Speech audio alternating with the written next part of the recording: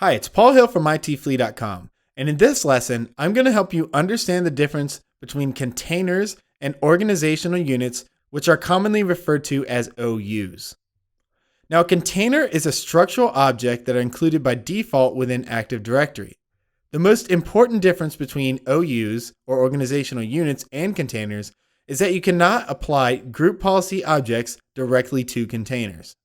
This will make more sense when you get onto the group policy section of this course, but for now, just keep that in mind. It's also not possible to create a container in Active Directory, although you can use ADSI edit to create a container if you have that requirement. Most of the time, you will never need to do this, but there will be some scenarios where you're launching a new program or a new management software suite, like System Center Configuration Manager, or SCCM, and it will require you to create containers, and you'll use ADSI to do this.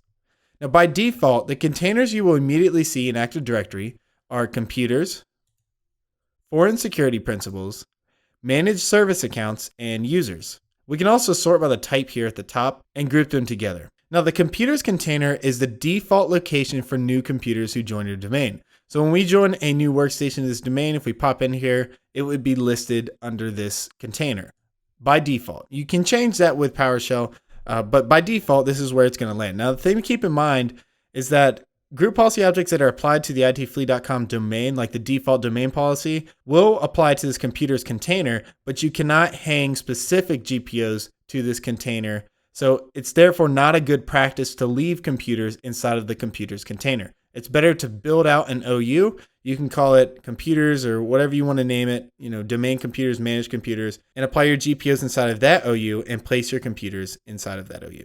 The foreign security principals container holds proxy objects for security principals from other trusted domains. A security principal from another domain could be a user account or a security group that resides in the other domain. If you do not establish a trust between your domain and another, you will not be using this container. An example of when you'd want to use one of these proxy objects would be allowing a user from another domain to also be a part of the administrators group in your domain. In this case, you would add the proxy objects that represents the user from the other domain to your administrative group, and it would be stored inside of this foreign security principals.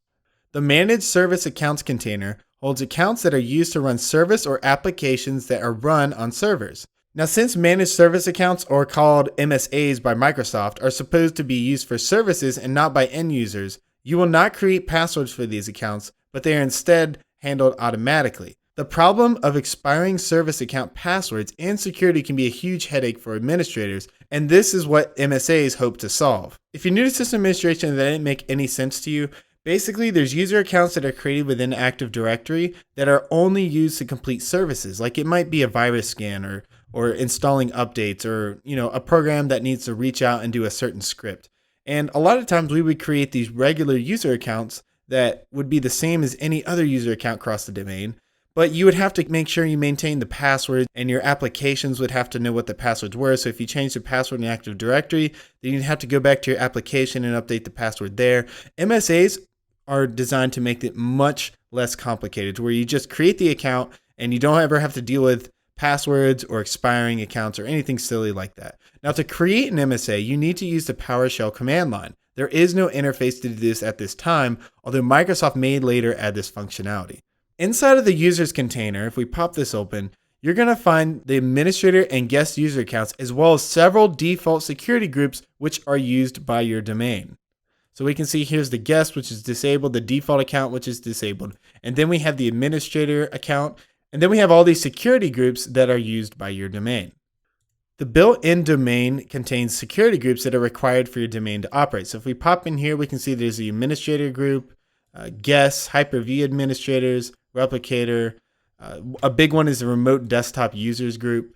I see that used quite a bit. And the thing to keep in mind is that you can't delete these. So if you right-click and choose all tasks, you cannot delete these groups, okay?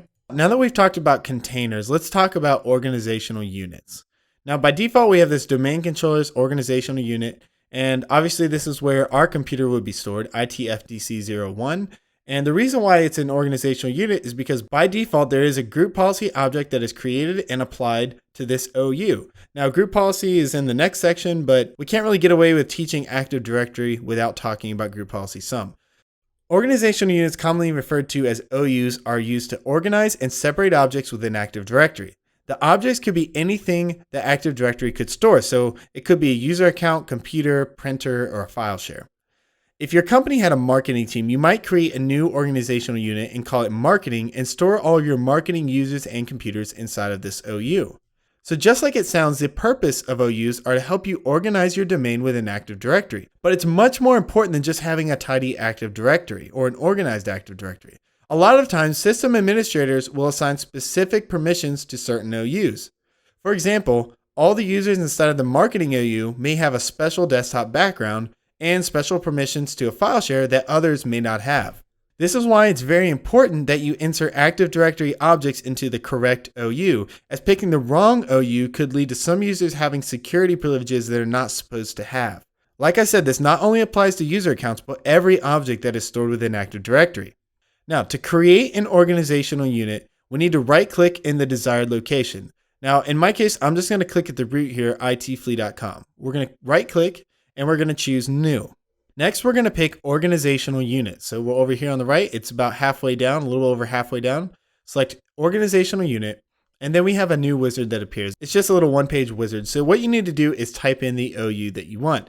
And I'm just going to type in test OU, since this is just a test, and it's just for demonstration purposes. Now notice this little button here. It says Protect Container from Accidental Deletion. You almost always want to leave this checked, unless you plan on deleting it very soon. But we're going to delete this OU very soon, but I still want you to leave this checked, because if it is checked, there's additional steps you have to take to delete the OU. So now all we need to do is click OK. We can see by default we've navigated to the test OU, and we can see it's listed under here. So if I go back to the domain, we can see we have a new organizational unit called test OU. So we can right click on the OU, and we can see we can cut the OU if we wanted to move it. We can delete it, rename, or refresh the OU. We can also make another OU inside of this OU. So if we right click on the OU and choose New, and again choose Organizational Unit, we can call this another OU and just click OK. And so now we have an OU within an OU. We could keep going down and down and down as deep as we needed to go to keep our domain organized. So right clicking on this OU again, if we right click on it, first thing to keep in mind is that we have to left click on the OU and then right click, and we'll have this action menu right here. If we're under another OU, say at the top of the domain, and we right click on the OU, we will not get those same options. So we can't export a list, for example. So if I click over here on the OU and I right click and choose export list, this will create a list or a text document that will list all the objects within this OU. Now, it's not recursive, so it wouldn't list objects inside of the another OU. It would just list at the top level here everything that's inside. So if I do this really fast just to demonstrate, go to export list and we'll save it as test OU, say yes. And now we'll go to the desktop and I will pop it open. We can see here that we have another OU. And if there were other objects residing inside of this OU, it would be listed. Just like at the root domain, we can right click and we can delegate control, but 9 times out of 10, all you're going to be doing with OUs is deleting or creating new OUs. Now to delete an OU, we simply right click and choose delete.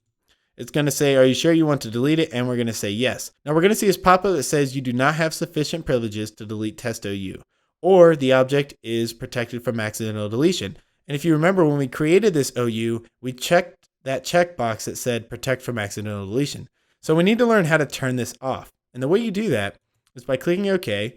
Up here at the top, we select View and then Advanced Features. So down here, it's about halfway, or a little over halfway down. We'll click Advanced Features.